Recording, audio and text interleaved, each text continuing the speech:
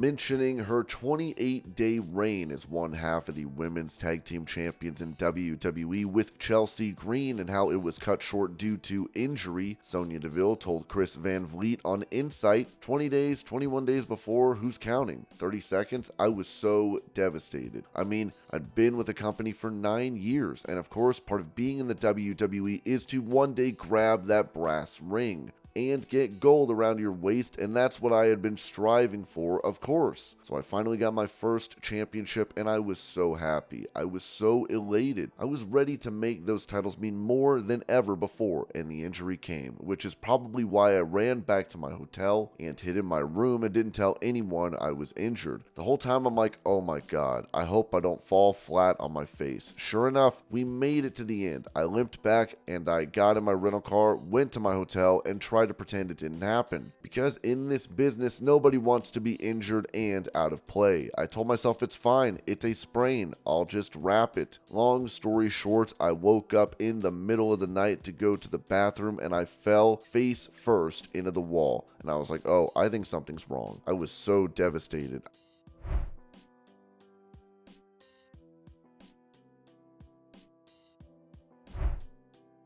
Going over a story involving Mark Henry having his crutches taken from him during his early days in WWE and thinking it was Shawn Michaels, Ringside News wrote that in a conversation with The Undertaker on 6 Feet Under, Henry reminisced about his early days in WWE, sharing an anecdote involving Shawn Michaels that showcased his fiery temperament. Recounting the incident, Henry revealed, I got in trouble, and they sent me to Canada because I threatened to kill Shawn Michaels and the entire clique. I meant that I meant it, but I found out later on that it was Paul Bearer who hid my crutches. I blamed it on Shawn. Undertaker, amused by the revelation, remarked on Bearer's mischievous nature. Henry elaborated, recalling how Sid, standing behind Michaels, unwittingly found himself drawn into the confrontation. When I threatened him, Sid was breathing heavily. I was like, what are you breathing heavy for? I'm not talking to you, but if you want it, you can get it too. Reflecting on his behavior, Henry acknowledged his past impulsiveness. That's when I was stupid. You can't be in a professional industry with no couth. They're going to get rid of you. It happened to me. However, Henry credited Owen Hart with providing a valuable lesson in wrestling etiquette. Owen Hart let me know that people didn't rib me because they didn't like me. They ribbed me because they thought it was funny when I got mad.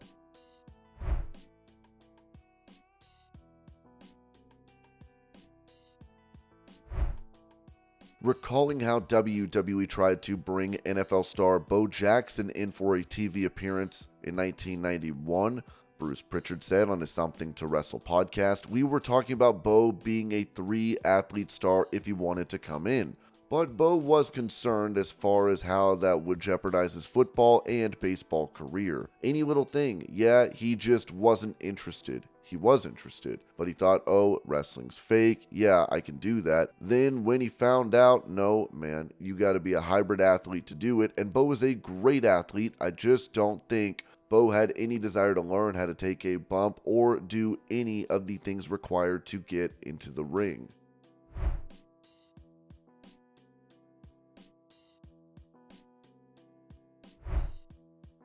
Touching on the chain of events between Triple H and Will Ospreay, and a reaction to this, Ringside News wrote that during an appearance on the Pat McAfee show as a part of WWE World, Triple H talked about his strategy for hiring new talent. He pointed out that many wrestlers opt for other promotions because they provide a lighter schedule, highlighting the importance of work-life balance in their career decisions. When I see people coming out of trying to make it and then they pick a job where, well, they work less, the schedule is lighter, then I'm like, I'm glad I didn't pick you. If you're not in it for the grind at that point early in your career, you have no business being here. As seen on a previous week's episode of AEW Dynamite, Will Ospreay would directly respond to Triple H's comments and took quite a few personal shots at the game for good measure. There's this rumor going around, right? There's this rumor that I'm afraid of the grind. I'll be honest with you. I have no idea where this conversation has come from because I'm one of the only guys that are traveling every single week to the UK and America. 8-10-hour flights every single week. I am delivering some of the best professional wrestling matches this world has ever seen, bruv. Normally, I wouldn't rise to this type of bait, but seeing as the guy that said it is only in the position he's in because he was grinding on the boss's daughter,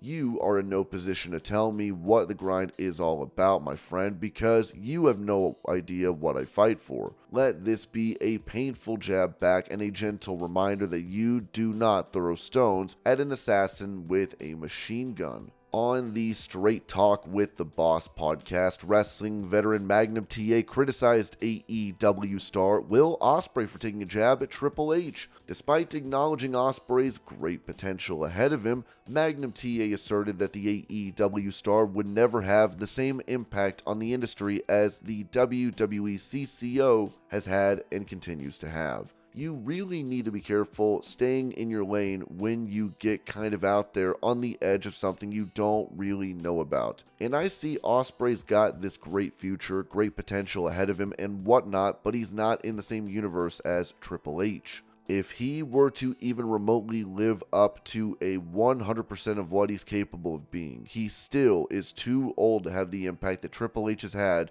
on this industry and continues to have on it today. The wrestling veteran also labeled Ospreay's statement as foolish and ridiculous, criticizing him for making such comments in public forums. He asserted that the AEW star's actions were immature. So to try to insinuate that someone only is where they're at because of who he happened to fall in love with and have a family with is just the most ridiculous, foolish statement that anybody could publicly make, and it's not the kind of things you do in public forums. So it was kind of little immaturity thing I think that took place there. But Hunter is so on top of his game, so dialed in now. Will Ospreay noted that he would never get involved in such drama again. Even Eric Bischoff wished Will Ospreay didn't take the jab at Triple H. Regardless, Will Ospreay is clearly done with the whole situation now, and that is all that truly matters at the moment.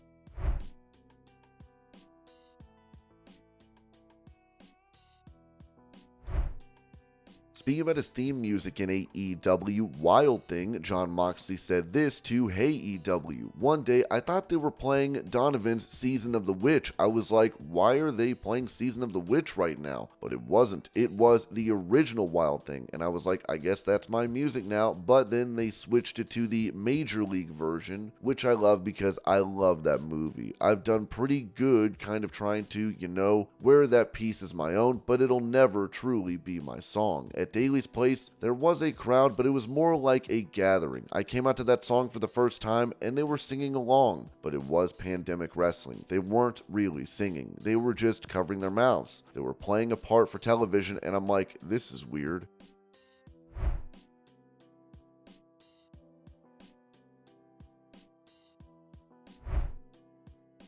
When it comes to the future of Luke Gallows and Carl Anderson in WWE, Ringside News noted that on Talkin' Shop, when asked if they would retire in WWE or potentially return to Japan, Anderson expressed his deep affection for Japan and his desire to go back, stating that he romantically loves Japan and misses it badly. However, he also sees himself retiring in WWE, envisioning himself as a lifelong WWE wrestler until the end. I romantically love Japan. I have to go back to Japan. I will go back to Japan. I miss Japan badly. I do see ourselves retiring in WWE. I see us as full brother WWE guys until the end. Gallows added that they have no plans of retiring regardless of where they are, and they intend to return to Japan frequently for enjoyment. He emphasized that retirement isn't even on their radar. My answer is that we're never going to retire. It doesn't matter where. We're going to go back to Japan lots. It'll be fun. We have no thoughts of retiring, not even an inkling. Anderson concluded by giving more emphasis to his commitment to WWE, stating that his entire mindset is focused on being a WWE wrestler until his career ends for good. What I'm saying is, my full brain is I'm a WWE guy until I'm gone.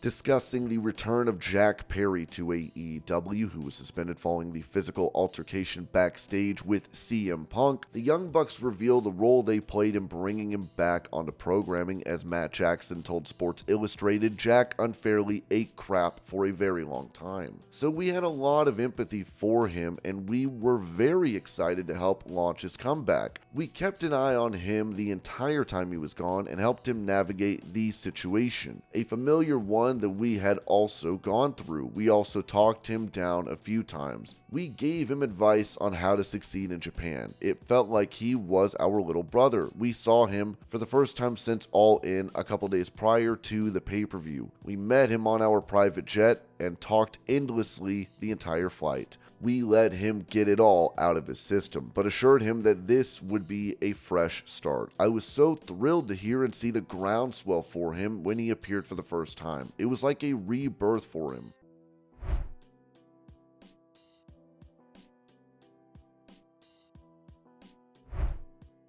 Mentioning how great of a hire Bryan Danielson has been for AEW, commentator for the company, Tony Schiavone said on his What Happened When podcast, Bryan Danielson was one of Tony Khan's best hires as far as the talent is concerned, for a number of reasons. Number one, because his performance, and number two, because he just has great ideas. He is a great leader, and he also knows talent, and he can pick out guys that he thinks are great. He can pick out talent. He can pick guys that he thinks, hey, we need to use them a lot more. He's so valuable to this company for everything.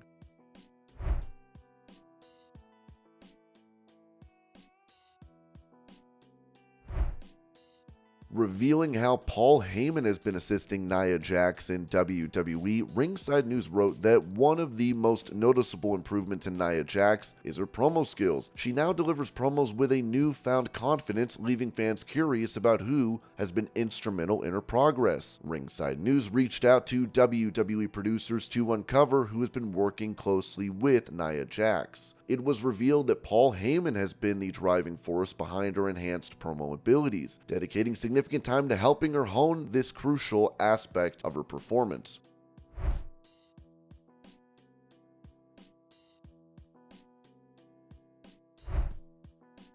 Talking about a potential interaction with The Rock on WWE programming, Zilla Fatu told Muscle Man Malcolm, "Hell yeah, I want to stand in the ring with him. It don't matter. Against him, with him, it'll be legendary." How many people can say that? With Rock, it would be dope. I'd win though. Hell yeah, I would win. Asked if he would beat The Rock. Yeah, hell yeah.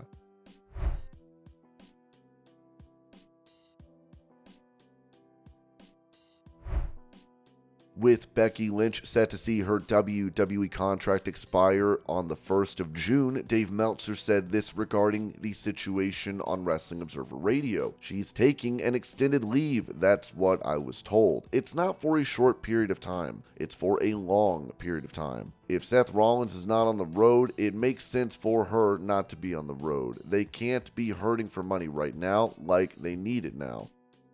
And this was your pro wrestling news update. I hope you're all having a great day. Thank you so much for watching, and I will see y'all later.